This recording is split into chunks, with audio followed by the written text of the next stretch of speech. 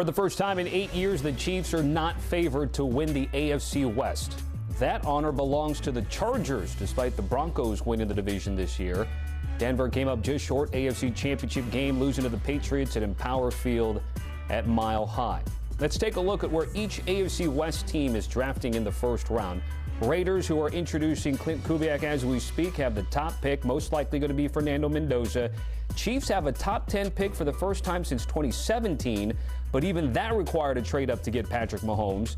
KC's last organic top 10 selection, 2013, when they used the first overall pick on Eric Fisher.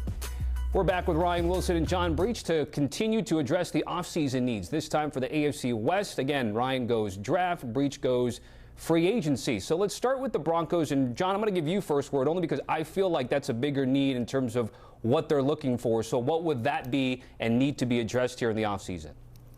Well, it's interesting because it feels like the Broncos are back where they started. Their biggest need last year was probably a wide receiver or pass catcher, maybe a running back. This year, it feels like it's the exact same thing. Essentially, they just need to bring in some help for Bo Nix. And so when you look around to see who's available, there are some wide receivers out there. Mike Evans, Deebo Samuel, if you want to go the veteran route. If you want to bring in a pass-catching tight end, there's Kyle Pitts. And I know they tried it with Evan Ingram this past season. I just know that Sean Payton is probably going to want to add some weapons to that offense. It seemed like Bo Nix wasn't comfortable with everyone they had. And they did try to bring in J.K. Dobbins at running back last year. Dobbins, of course, dealing with some injuries.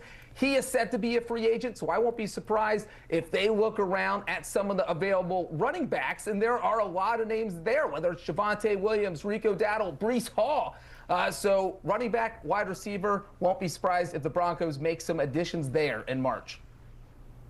Yep, good call on the offense, Breech. And I'm going to go to the defense because my thinking is this. While Bo Nix could certainly use some help offensively, he does have Sean Payton. But if the defense stays awesome, that makes your job easier no matter who's out there on offense. So I'm going to start with linebacker because Alex Singleton and Justin Sternad are soon to be free agents. Alex Singleton is the green dot, the guy who calls the plays there. But what about someone like C.J. Allen, the linebacker out of Georgia? He will knock you into next week coming downhill. He can play into coverage. He's going to be one of 2 or 3 linebackers drafted in the first round.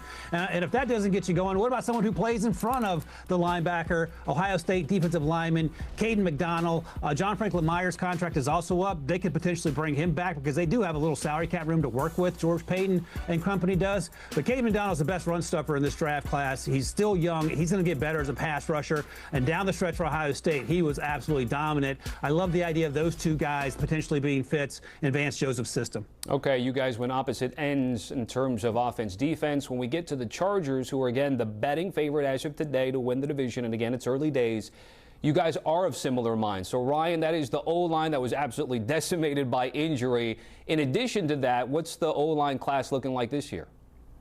Oh, it's incredibly deep. And if you were watching that Patriots-Chargers playoff game and you were a Chargers fan and you made a wish list of draft picks, they should all be offensive linemen. But as you know, Tommy, everyone and their brother was hurt. So you can't do anything about Rashawn Slater getting hurt before the season or Joe Hart getting hurt several times during the season. But they're going to lose some guys on the interior, Zion Johnson among them, their former first-round pick. And I said Caden Proctor makes a ton of sense. Should he be available at the bottom of the first round? The enormous left tackle out of Alabama. He's a tackle first, but if you have to kick him inside for a season and then figure it out, that's okay, because at the end of the day, you need a backup plan, as Justin Herbert could attest as many times as he was hit in that playoff loss to the Patriots. If you want to go in another direction, go on the other side of the ball, edge rusher. I think there's a chance that T.J. Parker could be there at the bottom of the first round. Great 2024, not quite as productive 2025. Lit it on fire, the Senior Bowl, all 3 practice days there, and I think he's going to come in right away. He will be an upgrade over Odafe Oweh, who they got at the trade deadline, and all he did was get sacks as a situational pass rusher the second half of the season. He's a much more complete player and has a chance to perhaps be available there at the bottom of round 1. Yeah, when you look at the Chargers, Ron, you mentioned at the top the offensive line, specifically the interior of the offensive line. I think that is where they need to spend all of their focus in free agency. Don't even look at any other positions. This is the one thing they have to get right, because if Justin Herbert is going to play like an MVP, he's got to be able to stand upright. And so that just wasn't happening this year because the offensive line struggled. Now, in the Chargers' defense, they were banged up on the offensive line. They have a great left tackle, Rashawn Slater, who suffered a season-ending knee injury. They have a good right tackle in Joe Alt, again, got injured. So they're going to get both those guys back. Your tackle spots are set. So it really is that interior offensive line. One guy they really need to look at is Todd Linderbaum, the center from Baltimore. And I'm sure that Jim Harbaugh can just call up his brother John and say, look, is this a guy we want on our team? Because we need to add some beef in the middle of that O-line. And I think the Chargers, he's going to be one of the bigger free agents. He's going to be expensive, but this is one spot where the Chargers need to fork over whatever kind of money it takes. Give Linderbaum a blank check, get him to L.A., get Justin Herbert some protection, and then you can win that division. Okay, both the Chargers and the Broncos have enjoyed back-to-back or 2 straight postseason appearances. Same can be said about the Kansas City Chiefs. They went to Cancun earlier than most years for them, of course, here. What about the Kansas City Chiefs, John Breech, when they have to try to reload and get some help for Patrick Mahomes? Yeah, I think that is it right there, Tommy. Whether it's wide receiver, whether it's running back, you can even throw an offensive lineman in there. But I like running back, pass catcher. Those are the 2 things that the Chiefs need to do. I think for so long, part of the Chiefs' philosophy has just been, you know what? We've got Patrick Mahomes. That's good enough. And he's going to be able to will us to wins. We don't need to surround him with talent. But when you look at when Mahomes was at his best, you look at when they had Tyreek Hill, Travis Kelce, the offense was unstoppable. And then when they took Tyreek Hill out, it was still a good offense because Travis Kelce was still in his prime. But now he has lost a step. And so you need to give Patrick Mahomes some more weapons. And you don't even know if Kelce's going to return. If Kelce doesn't return, you have someone like Kyle Pitts out there. I think he would be quite the weapon in the Chiefs offense. And then you look at one thing Mahomes hasn't really had in his career, and that is a top-tier running back. And there are plenty of those out there. Maybe the Chiefs call up Super Bowl MVP Kenneth Walker, invite him to Kansas City. I think Breece Hall would be a fantastic addition for the Chiefs. But getting one of those top-tier running backs, I think, is something that could really help that offense. Yeah, I'm just going to throw it out there, Tommy. Jeremiah Love will be an option as well, but that's not the direction I'm going. I'm going to help out Steve Spagnuolo because, again, the defense can do a lot of heavy lifting for an offense, especially Patrick Mahomes coming back from that ACL injury. And if this young man is sitting there, we're going all Caleb on these 2 choices here. Caleb Downs is the pick, and it's not even a difficult decision. I'm taking him over any edge rusher that's there.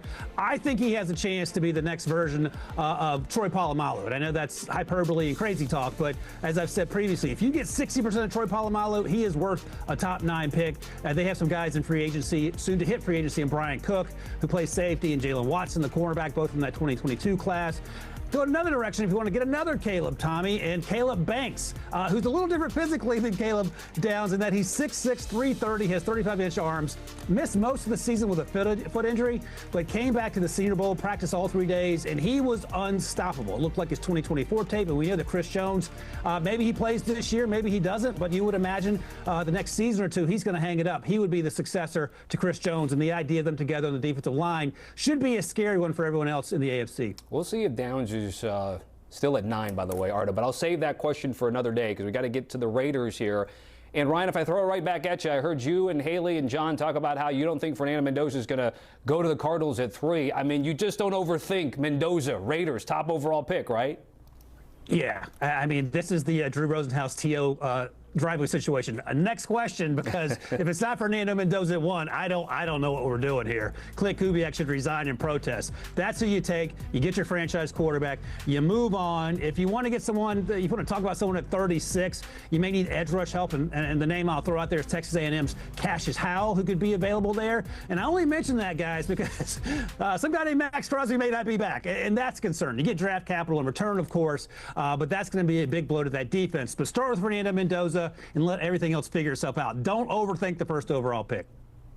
Yeah, and that also has to be their plan in free agency. You have to know in March that you're taking Mendoza in April, and the only thing you want to do is bring in guys who can help your young quarterback. We know they have Brock Bowers. We know they have Ashton Genty. So they have the tight end situation settled.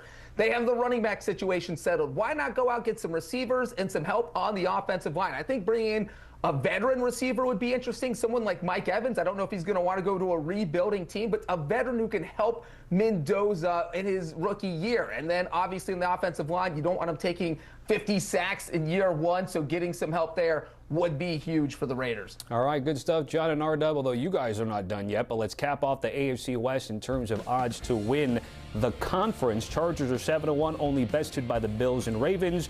And if you like worst to first narratives and trends, Vegas giving you the best value at 65-1.